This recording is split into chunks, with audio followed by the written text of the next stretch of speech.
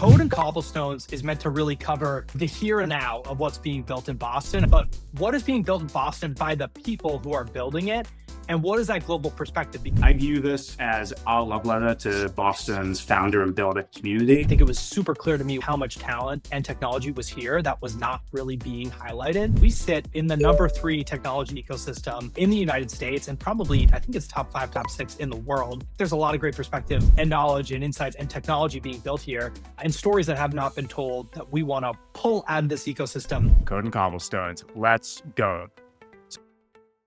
Welcome to Code and Cobblestones. We got Will Lehmann, my co-host, and a very special guest today, the co-founder and COO of Topline Pro, Shannon K. Shannon, thank you so much for joining us. Oh, thank you all for having me. I'm really looking forward to this. Now, let's introduce you properly, because I went back through the archives and I found a couple interesting things. Number one is that you were the student body president at Clemson, which is a pretty big accomplishment in a student body size or a student body of that size. So congrats to you on that. Then you started your career at Deloitte as a business technology analyst. So got to see things from the 30,000 foot plus view of corporate America. Had a stint at Wayfair, and then you went to Harvard Business School. And there's an interesting note on your LinkedIn where it says incomplete. So I believe you left Harvard Business School to start Dwelling, which became Topline Pro. And we're going to talk about all of that stuff today. But congratulations on your progress today. Topline Pro is a thriving business working with thousands of home professionals across America and probably beyond.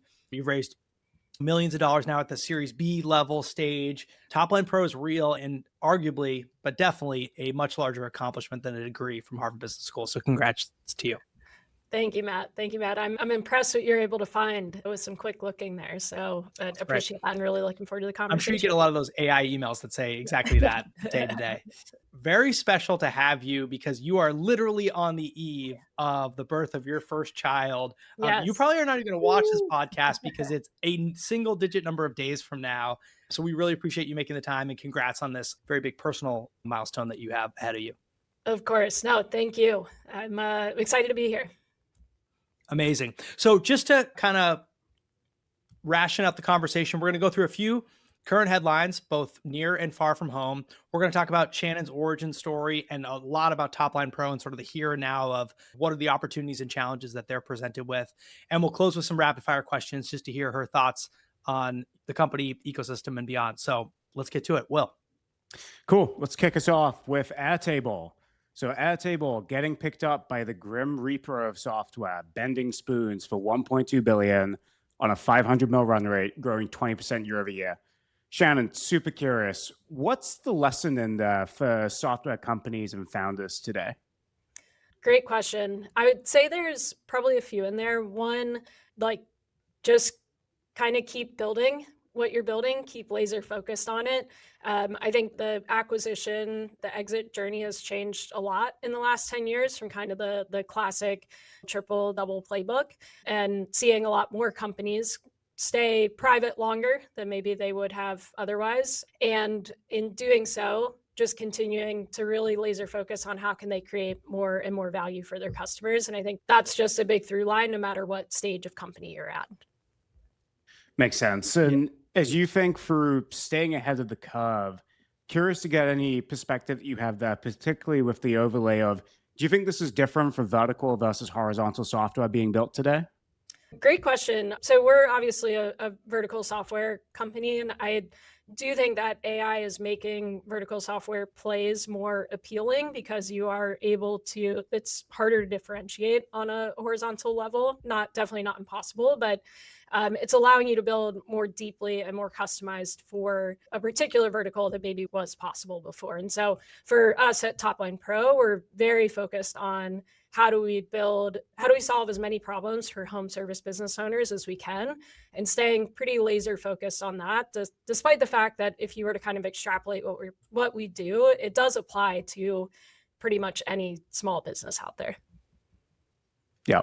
What I found that was so interesting about this to both of you is on its face, this is a tremendously unbelievable milestone, right? To reach that level of revenue, $1 billion plus exit, that is in the top hundreds of exits since 2000. That's incredible. It's just the theory of relativity activity of the last round of financing.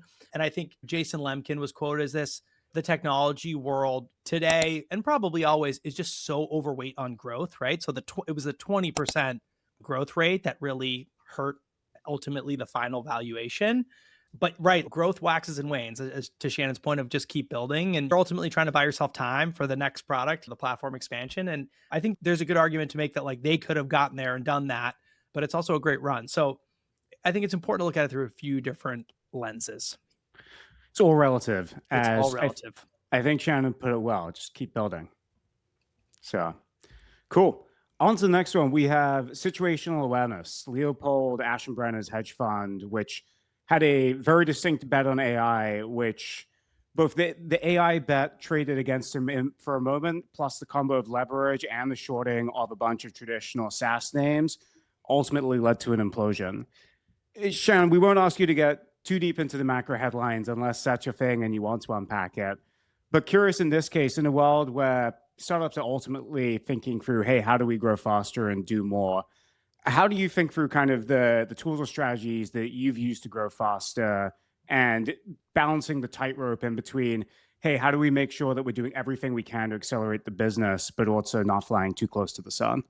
Yeah, it's a really fun topic. So I think there's a lot of excitement about AI and what AI can change, especially with internal operations at startups. We've been pretty diligent on how can we use AI to enhance our internal efficiency for several years now. It's deep in our go-to-market motion, but we're really laser focused on what problem are we solving that AI is enabling, instead of just how might we use AI more. So, I think there's like token leaderboards as an example that incentivizes using AI a lot. Is that actually the right incentive that you want to drive? Or is it using AI in a smart way, or using AI to, whether it might be save time or to enable you to do something that you weren't able to do before? And so I think the focus that we've taken, kind of the approach we've taken at Topline Pros, how do we use it in a smart way, even if that smart way is maybe a little harder to measure or see some of the direct outcomes for, and how do we kind of incentivize that behavior, not accidentally incentivize the wrong behavior internally? Yeah, makes sense. Any systems or processes that you found been particularly helpful or effective to do that? Good question. We have a few kind of fun things we do. So we do a tip of the month every month. So just what are some ways that, real application of AI. We have a sort of 30 days onboarding that is available if you want to get your feet wet with AI, maybe haven't used it a ton, and it's really practical down to like, here's the prompts, et cetera, to use.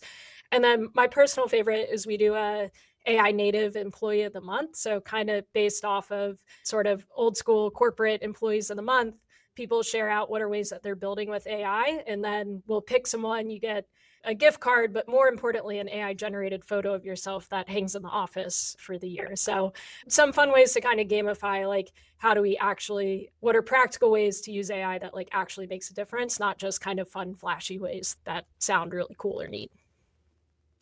The AI generated picture does sound like quite the take home gift though. So I don't know, maybe we'll have to get one done of Matt someday. That'd be good.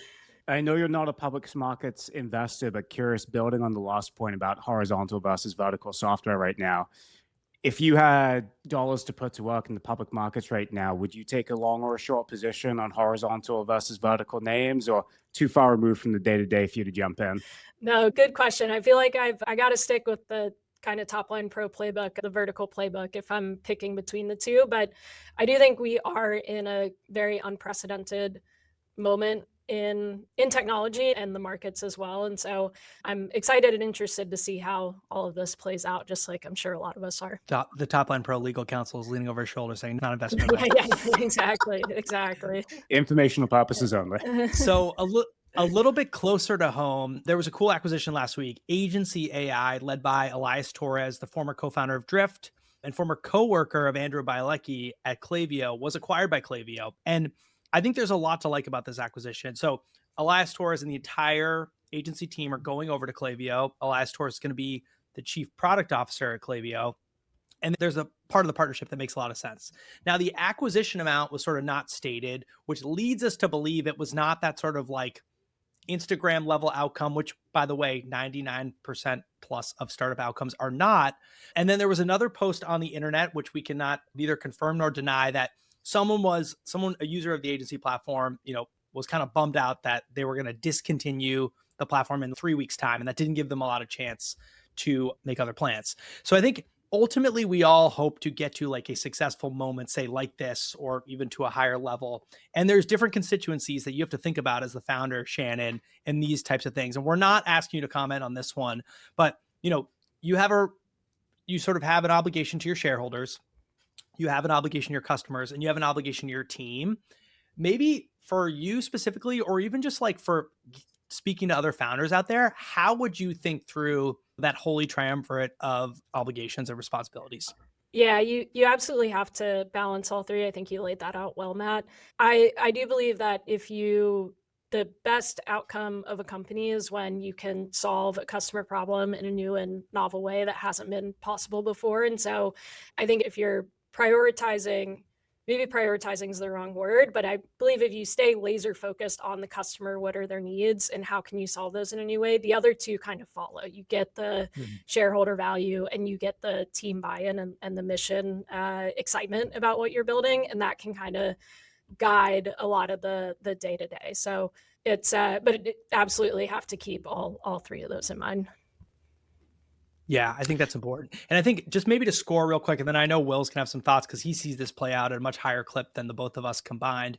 But it seems like the team was well taken care of, right? They all had jobs at this new place. It seems like shareholders, I guess we call that unknown. And then customers, maybe they fell a little bit short, but 2 of the 3, I would say in startup land is probably a success. But I think it's like not judging that this was good or bad or otherwise, but running through that filter of like, how did others go through those lessons so that we can learn from them without having to experience it maybe negatively ourselves. Will, anything you want to add? I guess my question for Shannon would be, hey, if you were advising a founder who's in a similar situation here, how would you be thinking through the moral contract that you have with your customers? Well, obviously, once you get acquired, it's no longer your show. At the same time, these people trusted you, put faith in the business. So how do you handle that tension when you're trying to think through kind of, hey, like what does an orderly migration pattern look like? And how do we do right by the people that trusted us with that businesses?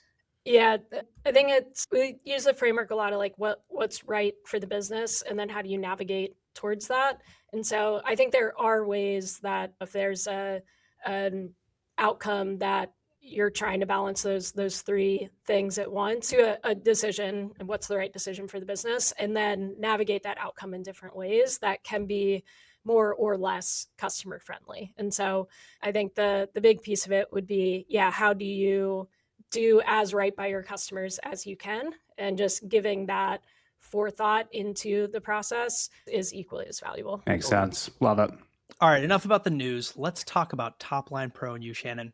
So tell us a little bit about your career arc, the sort of journey from Deloitte or Clemson even to Deloitte and now to Boston and Topline Pro is, I'm sure, a winding one. Tell us your career arc, and then we'll obviously get into the business. Absolutely. So at Clemson, I studied industrial engineering. So a lot of like manufacturing plants. I had an internship at Campbell's Soup Company in North Carolina, which, by the way, for a college student is a blast because they do quality control every day at 10 a.m., meaning you get to taste the soups from the previous day. But I really fell in love with kind of these concepts of continuous improvement, observation, planning, trying something, looking at results, doing it again.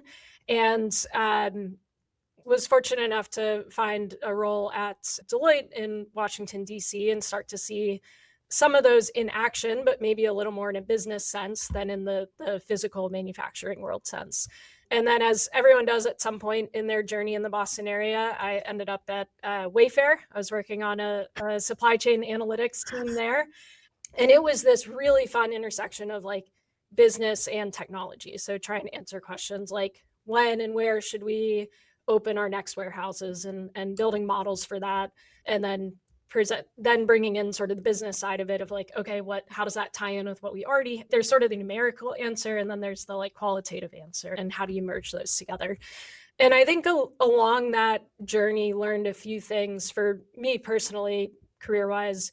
One is it's important to me to do work that I consider net positive to the world. So I think you can make money doing a lot of different things. You can do things that are net negative, net neutral, net positive. And fortunately, and obviously I'm quite biased with what we're doing at Topline Pro, but it's this amazing customer base to get to serve and have a positive impact on. Two is going back to kind of that problem solving concept is like constantly learning. And there's just never a dull day in entrepreneurship world. Every single day is different. I feel like your job changes every single day. And so it's this amazing place to just like, there's constantly new problems, opportunities to try to tackle and solve. And then finally is the people that you get to do it with. So hopefully doing it with some great people. And again, I'm probably biased here with the Topline Pro team, but love the team that I get to work alongside every single day and the customer base that we get to service. And so I think I was fortunate to learn a lot of that earlier in my career and then go to business school, meet my co-founder, our CEO, Nick, and can share more on that journey. But the Topline Pro journey has evolved to a spot where all three of those motivations are very front and center. Awesome. It's a great segue. And we'll have to remember to ask you about your favorite Campbell's soup flavor at some point in the rapid fire towards the end. But super curious, you mentioned that you and Nick coming together at HBS. I'm always so fascinated by how do you go from, hey, we're friends and B school classmates to, hey, we should actually really start a company and this is the specific thing which we should go build. And I know following your story, there are a few evolutions here from Dwelling to ProFo and to Topline Pro. So I'm super curious, kind of one, what was the original spark that led to founding? And two, how do you think about the refounding moments each time? Absolutely. So Nick and I, we were in the same section, so about 100 students. One of the neat things with HBS is it's the case study method. So it's very practical learning. And I think you, in retrospect, learn really quickly how your classmates think and prioritize and tackle challenges, which is, I think, a wonderful foundation, a very important foundation to finding a co-founder. We were able to kind of learn that in like a crash course, if you will. Two, we had just become friends really quickly. So we had gone on, a few class trips. I think played some intramural soccer, some intramural softball. When we decided to co-found, we were like, we just need to turn the magic on the intramural soccer field into a co-foundership, and then we'll be in a good spot. But three was kind of this shared interest in entrepreneurship, and especially Nick came to school very interested, had sort of a concept idea in mind of, we called it at the time Dwelling. It was like a concierge home maintenance, sort of FaceTime a plumber to get virtual advice. So we started that in January of 2020. Come March of 2020, we seemed like this was the best idea ever. Unfortunately, with COVID and people not wanting more people in their house than was necessary. And so we were in at that for about a year. So bringing homeowners and business owners, service business owners together. What we learned along that journey is a lot of the service business owners we worked with, they really wanted high quality in-person jobs. And so said, how can you do that? So you can help them get more jobs. You can help them better convert those jobs. And about a year into working on Dwelling, said, we don't know that this is totally a standalone company. We didn't know it at the time, but now you can just kind of do that with Claude, right? You can say, take a picture of your dishwasher, what's wrong, help me through it. So we kind of pivoted towards this, how do we help business owners grow their business? And that became ProFo, which evolved even further into Topline Pro. We were fortunate enough to participate in Y Combinator back in, I think, the winter of 21, right after we did this pivot. So it was a great, quite literally an accelerator to starting down this new path, this new trail. And we got early access to GPT-3 at the time. So this was like pre-Chat GPT. And we started using it to create websites to help business owners get discovered. And that's where we really saw some of the magic of, we didn't have the language of like agents at the time, but sort of this concept of like done for you. Like, what can we do for the business owner? And how can we, for our customer, meet them where they are? They're not sitting at a desk all day learning point and click software. And that insight is really what evolved into what we're doing today at Topline Pro. And real quick, Shannon, how long did you work on the business at HBS before you saw enough evidence or had enough courage to take the full-time leap?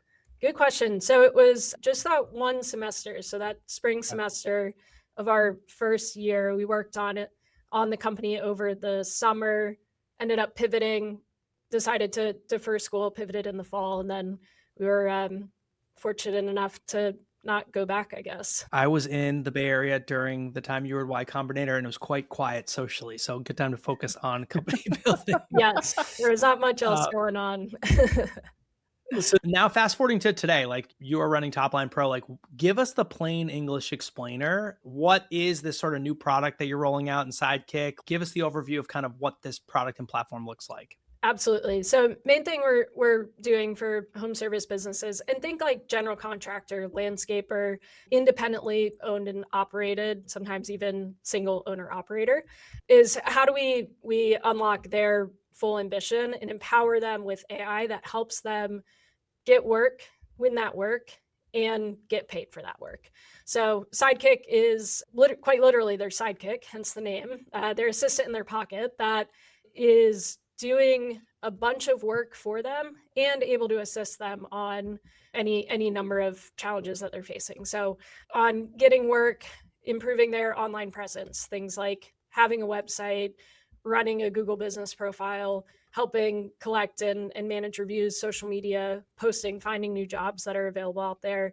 On winning work, making sure they don't miss a call out in the field ever again. So it can answer the phone, it can qualify and collect information for them, make it really easy to turn that into a beautiful quote that converts at a higher rate than, maybe your standard PDF or whatever it might be. And then ultimately getting paid and actually collecting on that payment. And for us, that's really what we wanted. That's what we consider value, is how do we increase the dollars going into our customer's business.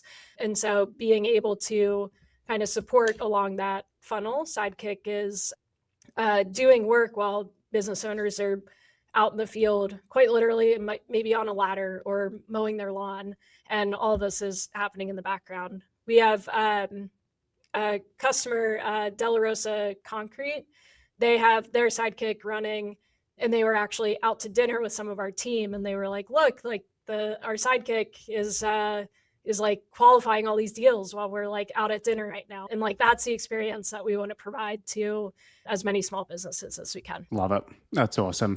And Shannon, I think you described earlier you're thinking through designing the product. Hey, these are people who don't really have the time or interest in learning point and click software. Obviously, the world has shifted a lot since you founded the company. And I think probably a lot of your customers would not describe themselves as the most AI native companies. How do you think through that customer empathy and designing products to meet your ICP where they are? And how do you think about defining that ICP? Yeah, so the home services market, there's about 2.6 million home service businesses in the US.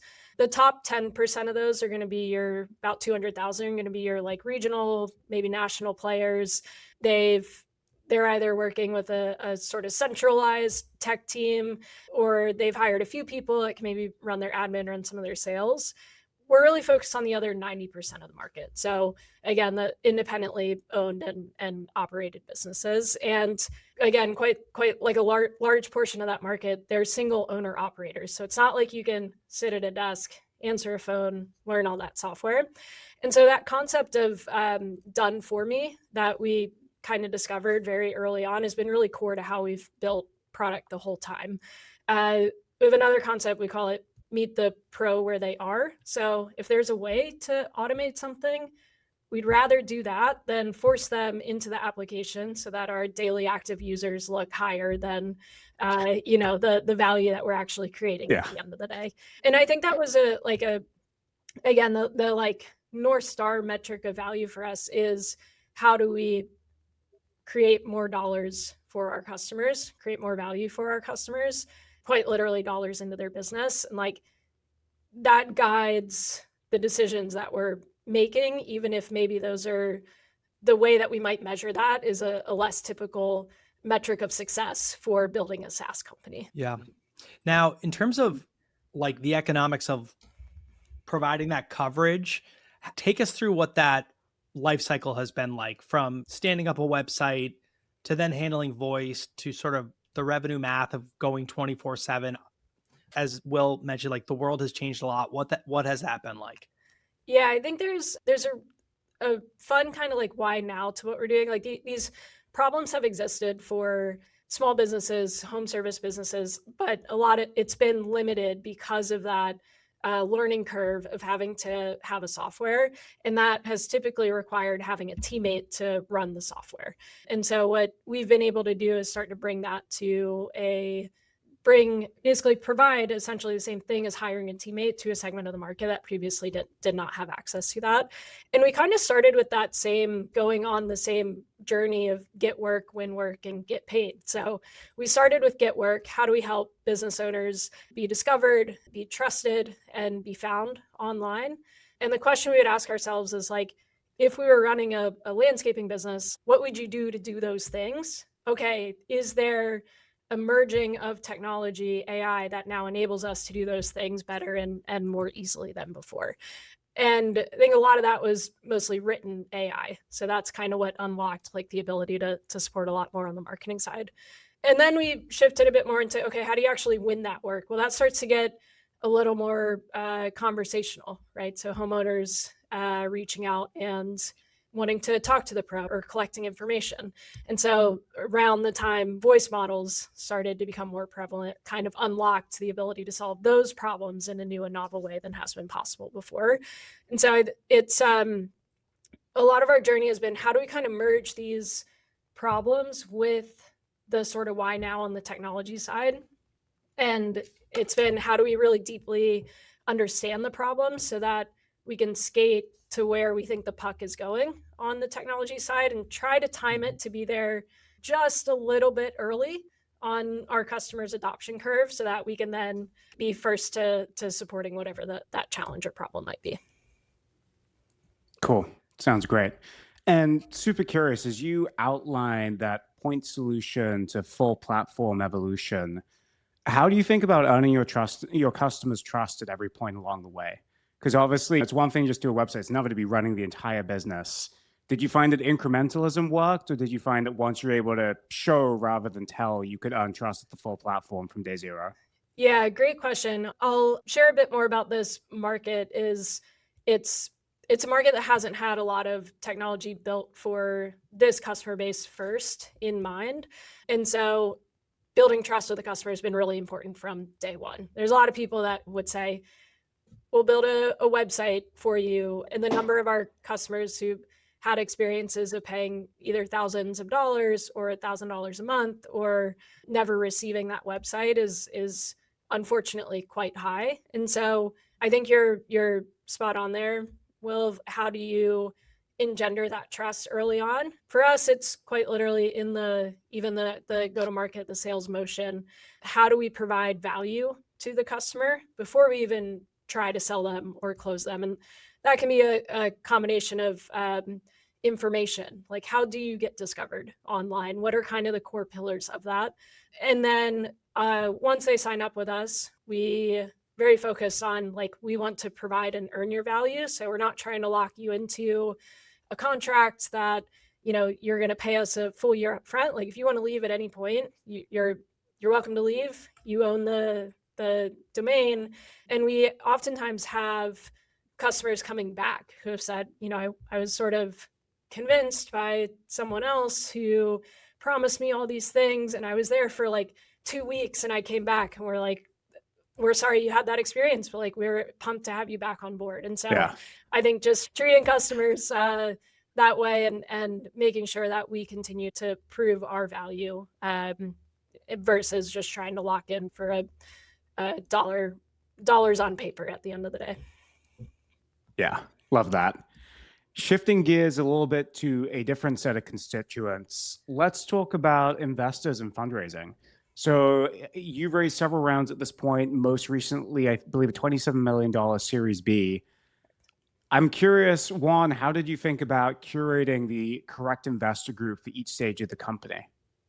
Yeah, it's a good question. And I would say we're in a space that was maybe traditionally less sexy or thought of as maybe less cool or trendy than in the past. And I think for us, it was really important to find the investors who appreciated that. So I'll share our Series B investor, Northstone Ventures. Molly Alter, who led the round, actually wrote a blog post that was, I mean, you could kind of just swap Topline Pro for what she was talking about. And we were like, this is amazing. Like, she really understands the pain point that we're trying to solve, and, you know, the why now and what we think is different from traditional beliefs that have been held about this market. And so I would say the advice I might give to other founders who maybe are building in less traditional or less trendy spaces is there probably are some people out there who do get what you're doing and understand it if you can discover them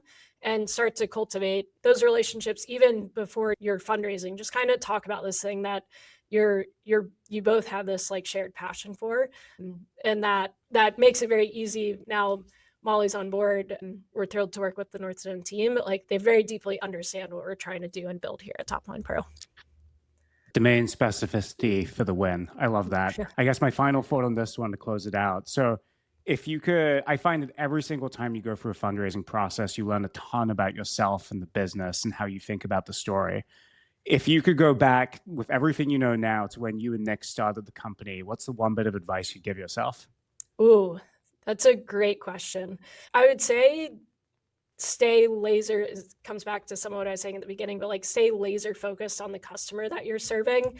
If you deeply understand the customer and their problem, and you have a why now of seeing something change, even if you can't articulate it. I mentioned earlier, like we were calling it done for you. Now it's just like building agents for small businesses, that if you can stay laser focused on that, you will create value that then others will start to recognize and see. And so I think we were fortunate enough to say, like, we see the problems that small businesses are facing and feels like something is changing here. And we kind of kept pulling on that thread, and, you know, I've been lucky to grow to the size that we are today. Yeah. And maybe my last question, Shannon, is I think it's so interesting how you originally thought about the business as a marketplace. And if you had just thought about serving homeowners, you might have completely missed the critical insight that Topline Pro is today. Maybe you're talking to early stage founders, and maybe it's a two-part question. One is like, what's a good way to construct the initial business to like really get all the problems correlated so that you find the one that you should work on? And then the second is, what was it about blue collar workers, small businesses that you were like, okay, this is definitely the problem that we need to run at? What was the secret that showed itself? Yeah, on the first one, biggest thing I think is just talking to as many customers as possible and not being too precious to a particular thesis. Like, we ended up kind of discovering the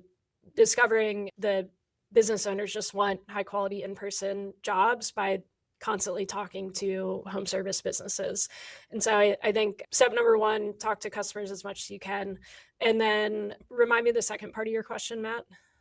Yeah, just like, what was that kind of, I think you really answered it. Like, it was clearly about what they told you, but then where is like, what has that led in terms of the vision looking forward? Like, what are you now building to kind of keep chipping away at that secret? Yeah, I mean, I think it's the same thing, like start keeping really laser focused on customers. And there's so many jobs to be done for home service businesses that we work with. And like, what's the next one that, again, technology is kind of unlocking in a new and novel way that maybe wasn't possible before, and merge that with a deep understanding of the customer and trying to stay, again, sort of one step ahead of where we think the market is going, but also not being too precious to learning that the market isn't going in that direction and the customer, the pros needs aren't going in that direction, and being nimble enough to shift direction as we need to as well. Yeah, well said. Okay, we're going to pivot to some rapid fire questions, and then we're going to close out for your final message to builders in Boston and far beyond. The most underrated hire at a growth stage startup, particularly a vertical growth stage startup right now? I'm going to go with actually and maybe this is my operations speaking, but kind of like an operations generalist role, someone who almost can wear the like CEO strategic hat, merge that with what is happening with AI in the market. What are ways that we can apply that internally? Because I think it can be a big force multiplier. I don't know how rapid that was. I'll try to keep my other answers shorter. I'm going to go one further and take us fully up the rapid hire. When you think about that archetype, what is the experience you're trying to hire for? Is this like someone who's a former consultant, a former product manager? Do you just know it when you see it? Yeah, I think former consultant, former product manager. I even think they could be a former engineer with a strong business sense, but it's someone who has that, again, kind of that like problem solving drive. Like they're almost dissatisfied about what opportunities exist and how can they dig in and dive in further. Couple that with like a just get stuff done mentality, like someone who doesn't really see roadblocks. They see those as the fun parts of the job, and you merge that together. And I think that's a really, coupled with AI, is a really unique archetype for this moment in time. Nice. Love it. All right, back to the rapid fire. AI answering your customer's call, trust or trust but verify? Oh, good question. I'd say most of our customers good with trusting it, but we have to sort of earn their trust, demo the product to them. And then we're also very mindful of their entrusting their businesses to us. And so we're going to err a little bit more on the side of caution, or rather we'll err on the side of like feeling really confident in the product that we were rolling out and the experience that we were creating to homeowners. So we don't take it lightly that our customers entrust us to represent them. You have all the data, you see all the numbers. What business in the trades would you start tomorrow? Great question. I think personally, I'd go with landscaping, maybe a little less on the numbers side, but just, I love the like being outside. It kind of merges this design component with like intelligence, with the science. There's a ton of science behind watering of plants, how far they need to be from each other, which ones work well together, which ones don't. And so I'm going to go landscaping on that. Although maybe not the last few days. It's been 95 degrees outside. Famous last words. Yeah. I'm a city person, but what from my friends who live in the suburbs tell me about the cost of landscaping, I feel like that's probably a pretty good shout. All right. I truly cannot help myself for this next one. Favorite Campbell Soup's flavor? I'm going to give maybe a boring answer with, I think, just the good old chicken noodle soup. There's something about it, you know, when you're sick that I think there's something magical that they put in it. The home style chicken noodle soup. A part of running a home services business that you can't believe still runs mostly on paper. Oh, great question. I would say probably like scheduling quote and into quoting process. Like we've, been able to go and shadow some of our customers, and the scheduling happens in a binder each day. They'll kind of like map it out and share it out with crews. And then same thing on the quoting side, handwritten quotes that get shared out to homeowners to decide, if they want to sign or accept. And I think on both of those, technologies changing the game of being able to do them, not only do them faster, but do them better than before, especially on the quoting side. How do you create a whole experience about this quote that's more likely to convert instead of just tracking down what are all the quotes that you've shared out? Nice. What's a Boston company that nobody's talking about yet that they should be? Oh, I'm going to give a shout out to, it's a company called Reservoir. They do smart water heaters. One, I've had the unfortunate experience of waking up to cold water only because our hot water heater went and soaked everything in the basement. Bad. Yep. And then two, have had the opportunity to get to know Gabe, one of the co-founders, a bit, and he's been a great supporter of Topline Pro through a few different stages. So I'll give a shout out to Reservoir. That's a good one. Good team. Now, if you weren't a founder, what Boston area startup would you join today? I might go with Toast. I think what they are doing on the restaurant side, it's not a perfect parallel to what we're doing on the home services side, but this concept of how can you like fundamentally change the way that small businesses operate, I think they're pulling on a similar mission there in a different vertical. Love it. All right. I think wrapping up the rapid fire, how can the Boston community help Topline Pro? One of the things I think is amazing about Boston is the talent density and the number of people that from universities, from different startups, And so I'd say on our side, if you know anyone, especially engineering, product design, operations, who you think might be interested in playing a role in changing the lives of small business owners, would love to chat with them. Amazing. Well, here we have it. Shannon Kay, co-founder of Topline Pro, reinventing the industry and empowering a bunch of small businesses. Thank you so much for joining us today on Code and Cobblestones. Shannon, you're a pro. Good luck this week. Thank you. Thank you all. It was a fun conversation.